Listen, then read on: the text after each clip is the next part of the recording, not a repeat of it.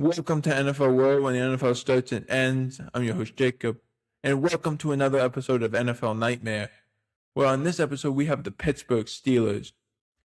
The Steelers have been the team of excellence. This is the excellence we talk about all the time. A team that has won 6 Super Bowls, countless championship games, countless playoff victories. They shouldn't be nowhere near this list, and yet they are. Let's break it down. We back to 2020. They were 11-0 that year to start. They kind of ran out of gas because they had to use their bye week early in the year. Remember, this was during COVID.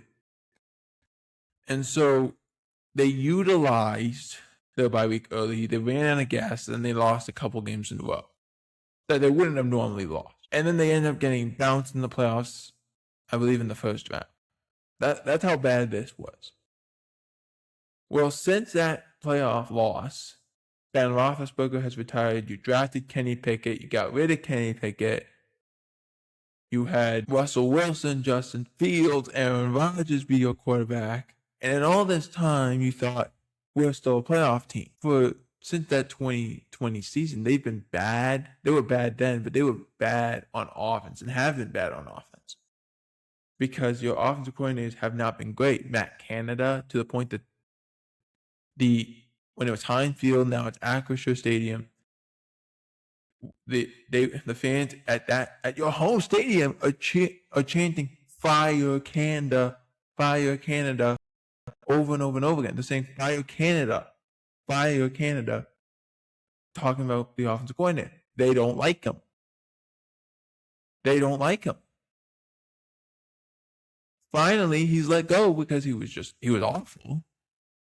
And you think, this might get better. This might be okay. We'll be all right. And they're bringing Arthur Smith, which is like the same version of it, just with hair. Like, that's all that was. Just longer hair. Same thing. Like, he's not going to be good. And he wasn't. He was awful. He was, again, you had another offensive guy who couldn't do anything. But it wasn't just the offense. Like, we can say as much as we want to about the offense, and we will later on in the video.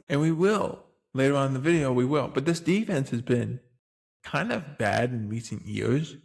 But in the beginning of when this offense was taking its downturn, the offense was bad, but the defense was actually really good. The defense was making the plays. The defense was winning you games. Because half the Steelers' offense was, let's get inside the 40-yard line and hope Chris Boswell can kick a field goal. That was we will get 2. That's it. That was the offense.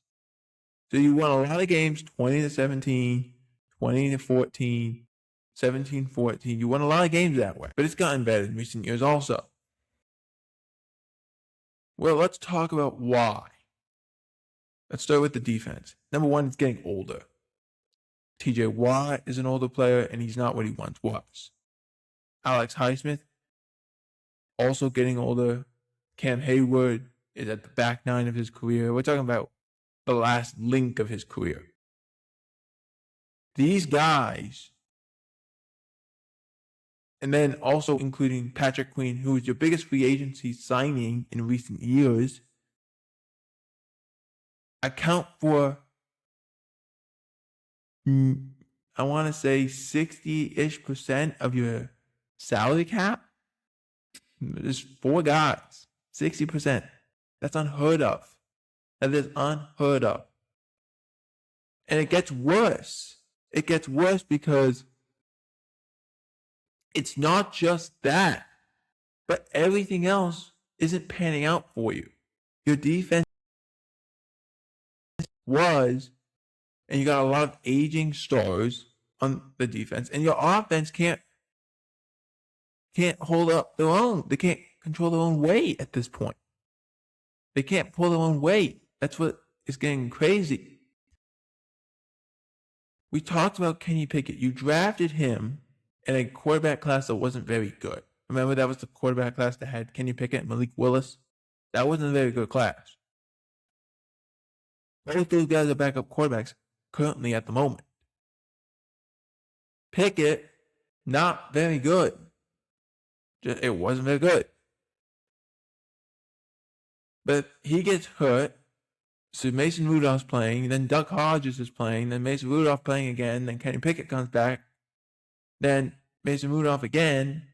It's not working. Then you go and say, we're going to fix the issue. We're going to get rid of Kenny Pickett. And we're going to go and trade for Justin Fields. Okay. He was on the last year of his rookie contract. There was no risk. You're not going to pay him a lot of money. And maybe you get something good out of him because he's a young athletic quarterback. Maybe something good can happen. And then you bring in Russell Wilson, which I get it. You weren't going to pay him a lot of money because the Broncos were. But at the same time, you're like, okay, so now I got two quarterbacks. And as the old saying goes, if you have two quarterbacks, you have no quarterbacks. That's a Bill Parcells saying. But that's not really the issue. The issue was more or less, you had two quarterbacks who can't throw the football. That is the problem.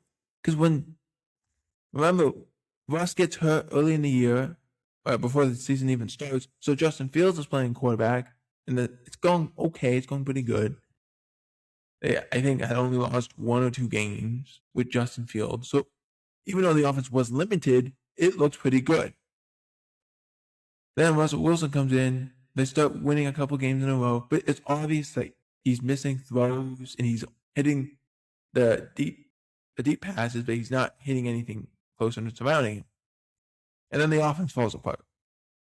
Just falls apart because you don't have a run game. You don't have a second wide receiver. Calvin Austin is probably a third wide receiver, maybe a fourth wide receiver, not a second. And you had, like I said, you don't have a good run game. You haven't had a good run game since James Conner. Your offensive line is a mess. It doesn't work. Your best 2 targets to throw to were George Pickens and Pat Freiermuth. That was who you got. Freiermuth and you got Pickens. That's who you got. And again, it didn't work.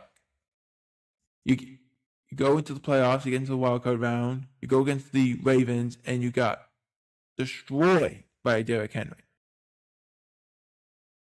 And then you go and you say, okay, we got to fix this quarterback situation again. We are going to not re-sign Justin Fields and not re-sign Russell Wilson. All right, who are you going to get? There's some people you can get. Younger, you can draft, you can do all these things. Nope. We are putting all our chips on Aaron Rodgers, whose last year in New York was a disaster. We all saw how bad he was. He was terrible. He was very bad. But Pittsburgh's like, nope, we're putting all our chips on him. Oh, wait, he doesn't want to sign in March? Okay, we'll wait. How long are we going to wait? We don't know. End up waiting till May to get this guy to sign on your team. You waited till May, and you didn't draft a quarterback until, you drafted Will Howard, but you didn't draft a quarterback in the first round. You drafted Will Howard. So you waited till day 2 or day 3 to draft a quarterback. That's what you did. You didn't draft a quarterback in day 1. You didn't sign anybody else, a veteran quarterback. You didn't do that. No, we're going to wait for Aaron Rodgers. You waited till May. But at least in March, you did trade for DK Metcalf. You signed him to a big, long-term extension, 5-year deal. And now we're going to put him and Pickens on the same field. People started calling them the Terror Twins because of obvious reasons. We understand it. We don't really need to go into it. But then something weird happened. After the draft, about a week or 2 weeks later, the Steelers decided we're going to trade George Pickens. This had happened prior to the draft. The Steelers had said we're interested in trading George Pickens. Very few teams were interested in getting him and trading for Pickens, but the Cowboys were, and the deal fell through before the draft. Because a deal fell through from the draft, that was the reason the Cowboys got him for so little, And in turn, they got big production out of him as he had a career year in yards, catches, and touchdowns. But because the Steelers couldn't get a deal done and didn't want to cut him, they took less to get rid of him. That's what they did. And it still didn't pan out for you because you still didn't draft a wide receiver. You didn't draft anybody. And Roman Wilson's in the doghouse.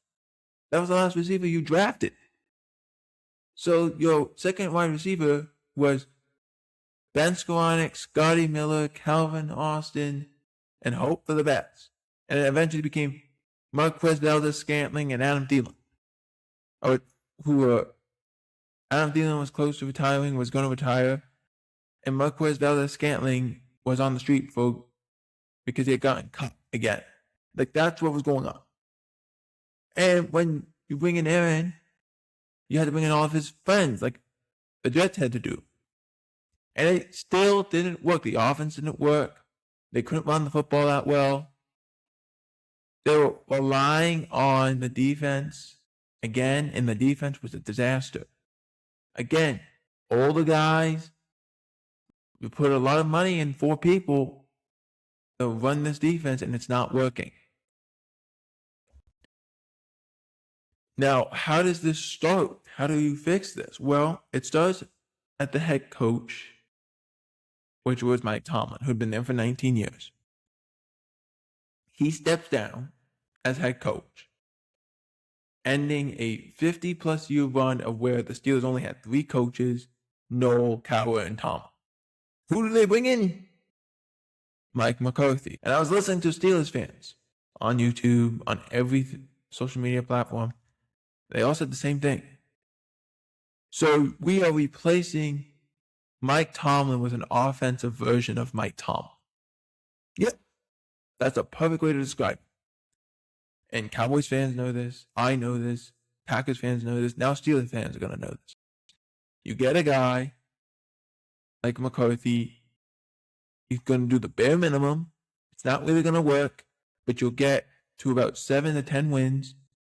So you're still be in the same realm of, we're not bad enough to get a good pick. We're not good enough to be in the Super Bowl and the playoffs and win playoff games, but we might get into a wild card and get bounced right away. That's what happens. And because you hired Mike McCarthy, he's doing the same thing he did his first year in Dallas, which is hiring all of his friends, which won't work, which will then be, we're going to have to get rid of them all, which the Steelers front office and brass has not wanted to do. They don't want doing that. That's the reason why Mike Tomlin had Matt Canada forever and had Arthur Smith more than a year. That's the reason that happened. Because they let Tomlin pick his assistants. They're letting McCarthy do the same thing. It won't work. You got to hire the best coaches, not the coaches you know. If the best coaches are the coaches you know, different story. But if you're hiring coaches just because you know them, it's not a good thing. It won't be good, especially if you don't have a winning formula with those guys. That was the issue. If you look at the Steelers, that's always going to be the issue. It's just plain and simple. Well, at least Arthur Smith is gone. So that's addition by subtraction in a way. But then you got to have Mike McCarthy call plays, which is more subtraction by addition. To be honest with you, Cowboys fans know that very well. But it really goes up to the front office. And I'm going to bring up a reference that baseball fans are going to know. This is the George Steinbrenner giving the team to Hal Steinbrenner issue. That's what the Rooney family is. What I mean by that is George Steinbrenner, when he was the owner of the Yankees, would do anything in his power to go win a championship. That's the reason they won so many. He would fire managers. He'd get rid of players. He'd do everything he could if he felt it was going to make the team better and win. His son Hal doesn't have the same philosophy, and that's the reason why the Yankees haven't been able to do anything. Haven't won a championship since 2009. It's the same thing. The Steelers, since the older, like Art Rooney, Dan Rooney, and then now Art Rooney Jr., The eldest of the two were committed to winning and doing whatever they had to do to win. Now, Art Rooney Jr. doesn't want to do that. He doesn't want to do that. They want to be good for 10 plus years, just mediocre, because if you're always mediocre. You're just constantly mediocre. That's what they're trying to do. And they're hoping that one of those years of the mediocre, it goes up a little bit, and they get into the playoffs and they win a playoff game. This is a team who hasn't won a playoff game since 2016. You can't defeat that. Can't defeat that. And also, you brought in Mike McCarthy, which was the difference because you normally hire defensive coaches, but you hire an older coach, which you don't do. Every time you hire a defensive, or anytime you hire a new head coach, you hired a younger assistant. You hired Mike McCarthy, who's 62 years old. And you're again waiting on Aaron Rodgers to come back. Again, who knows when he's going to come back? If he's coming back, who knows? What happens if he doesn't come back? You're stuck. It was bad ownership and bad general managing. And you say, how do we fix this? Is this an NFL nightmare? Yes, it is. In the case of the Steelers, absolutely it is an NFL nightmare. How do you fix it? Utilize free agency. Don't just utilize the draft. And if you are going to only utilize the draft, nail your draft picks, which the Steelers have always been good at. But since Omar Khan has taken over as general manager, they have not been. They have not been good at nailing their draft picks. They just haven't been good. And that's because you hired people based on that. We knew them, but we didn't know if they could do the job. That's the problem. And if you want to fix this team, you want to fix this nightmare, you have to start from the top. For NFL World, I'm Jacob Hebert. Out.